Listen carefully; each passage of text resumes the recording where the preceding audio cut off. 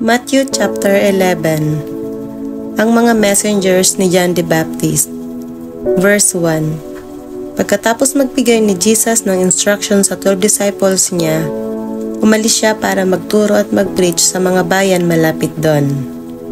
Verse 2. Nang nakakulong si John the Baptist, nabalitaan niya ang mga ginagawa ni Christ, kaya nagpadala si John ng ilang mga disciples niya. Verse 3. Para tanungin si Jesus, kayo po ba yung sinasabi ni John na dadating o maghihintay pa po ba kami ng iba? Verse 4. Sumagot si Jesus, bumalik kayo kay John at sabihin niyo sa kanya ang naririnig at nakikita niyo. Verse 5. Nakakakita ang mga bulag, nakakalakad ang mga pilay, gumagaling at nagiging malinis ang mga may ketong. Nakakarinig ang mga bingi, nabubuhay din uli ang mga patay, at pinipreach ang magandang balita sa mga mahihirap. Verse 6. Pinagpala ang mga taong hindi nagdududa sa akin. Verse 7. Nang paalis na ang mga disciples ni John, nagsalita si Jesus sa mga tao tungkol kay John. Nang nagpunta kayo sa desert, anong ini-expect niyong makita? Isang tangkay ng tambo na hinihipan ng hangin? Bakit kayo pumunta doon? Para makita ang isang taong nakadamit ng mamahalin? Sa palasyo makikita ang mga nagdadamit ng ganon. Verse 9. Ano bang gusto niyong makita? Isang prophet? Oo, prophet siya. At sinasabi ko sa inyo, higit pa sa isang prophet ang nakita niyo. Verse 10. Dahil si John ang tinutukoy sa scripture, ipapadala ko ang aking messenger. Mauuna siya sa iyo para ihanda ang dadaanan mo. Verse 11. Tandaan nyo, mas dakila si John the Baptist kaysa sa sino mang pinanganak sa mundo. Pero, mas dakila pa kay John ang pinakamababa sa kaharian ng langit.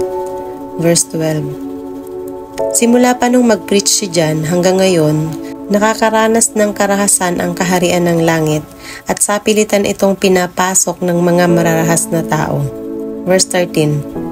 Nagpahayag tungkol sa kaharian ng langit ang mga prophets at ang law ni Moses hanggang sa dumating si John. Verse 14. Kung naniniwala kayo sa pahayag na to, si John na nga ang Elijah na pinangakong dadating. Verse 15. Makinig ang mga may pandinig. Verse 16. Saan ko ikukumpara ang mga tao sa panahon ngayon? Katulad sila ng mga batang nakaupo sa palengke at sumisigaw sa mga kasama nila. Verse 17. Tinugtugan namin kayo ng flute pero hindi kayo sumayaw. Kumanta kami ng mga kantang panglamay pero hindi kayo umiyak. Verse 18. Nung dumating si John, nagfa-fasting siya at di umiinom ng alak. Sabi nila, sinasaniban ng demonyo ang taong yan. Verse 19. Nakita naman nila ang sanubman na kumakain at umiinom. At sabi naman nila, tingnan niyo ang taong ito, matakaw, lasenggo, at kaibigan ng mga tax collector at makasalanan. Pero, napapatunayang tama ang wisdom ng Diyos sa mga ginagawa nito. Mga bayan na ayaw magsisi. Verse 20. Tapos, sinumbatan ni Jesus ang mga bayan na nakawitness sa maraming miracles na ginawa niya pero di naman nagsisi sa mga kasalanan nila. Verse 21. Kawawa kayong mga taga-Corazin, kawawa kayong mga taga-Bethsaida.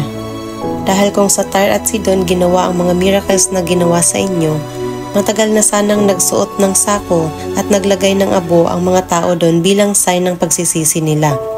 Verse 22. Pero sinasabi ko sa inyo, sa Judgment Day, mas maaawa ang Diyos sa mga taga-Tyre at taga-Sodom kaysa sa inyo. Verse 23.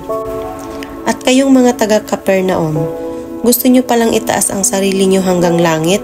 Ibabagsak kayo sa impyerno. Dahil kung sa Sodom ginawa ang mga miracles na ginawa sa inyo, sana hanggang ngayon buhay pa din ang bayan na yon. Verse 24. Pero sinasabi ko sa inyo sa Judgment Day, mas maaawa pa ang Diyos sa mga taga-Sodom kaysa sa inyo. Lumapit sa akin at magpahinga. Verse 25. Nung time na yon, sinabi ni Jesus, Ama, Panginoon ng langit at lupa, Salamat sa iyo dahil nilihim mo ang mga bagay na ito sa mga marurunong at matatalino at pinakita mo naman sa mga wala pang masyadong alam. Verse 26. Opo Ama, dahil ito ang gusto niyong mangyari. Verse 27. Binigay na sa akin ng Ama ko ang lahat ng bagay. Walang nakakakilala sa anak except ang Ama.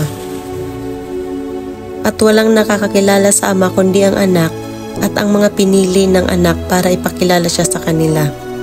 Verse 28. Lumapit kayo sa akin kayong lahat na napapagod at may mabibigat na pasanin at bibigyan ko kayo ng pahinga. Verse 29. Pasanin niyo ang aking pamatok at matuto kayo sa akin dahil ako ay maamo at may mababang loob.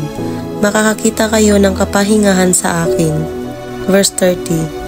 Dahil madaling dalhin ang pamatok ko at magaan ang pasaning ibibigay ko sa inyo.